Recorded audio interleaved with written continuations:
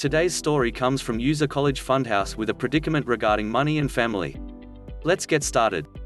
AITA for letting our son use his untouched college fund as a down payment on a house, and not using it to pay off our daughter's student loans.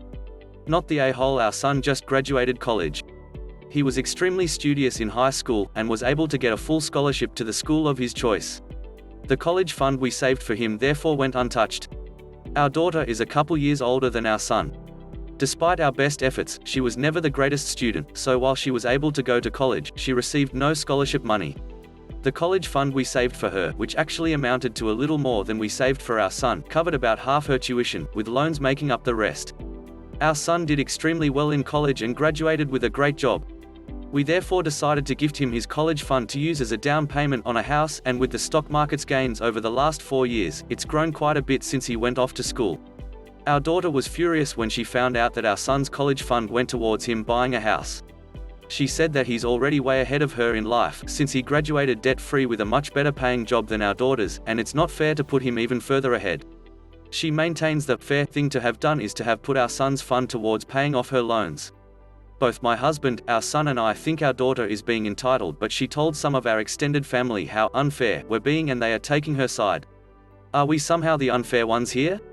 The top comment was from user CTKAT11 who said, "I'm inclined to say NTA.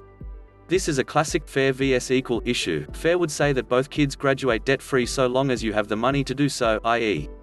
everyone gets what they need regardless of who needs more, while equal would say that each kid gets the same amount regardless of need. Neither is wrong, and given your kids aren't owed a college fund, you're already being very generous. It's really up to you whether you choose to be fair or to be equal. You choose equal, each kid gets their own fund, and that's completely valid. Most wills choose equal too, giving each child the same amount regardless of who needs it more.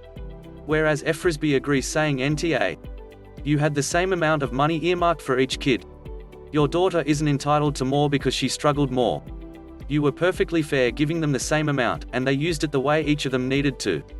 And finally, user no reply 7070 agrees with the following. Nah, although gifting your son money that was earmarked for college for a different purpose was likely going to lead to your other child feeling shafted. But you already told him that he could have it, so it is what it is. I don't even think it's entitlement.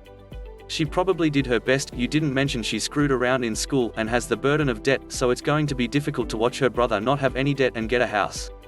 As a parent, I would have prioritized both my kids getting through school with the same amount of, or no, debt, and then if I gift them anything for a house, it would also be equal amounts. The fact that one kid was academically gifted and got scholarships wouldn't have factored in.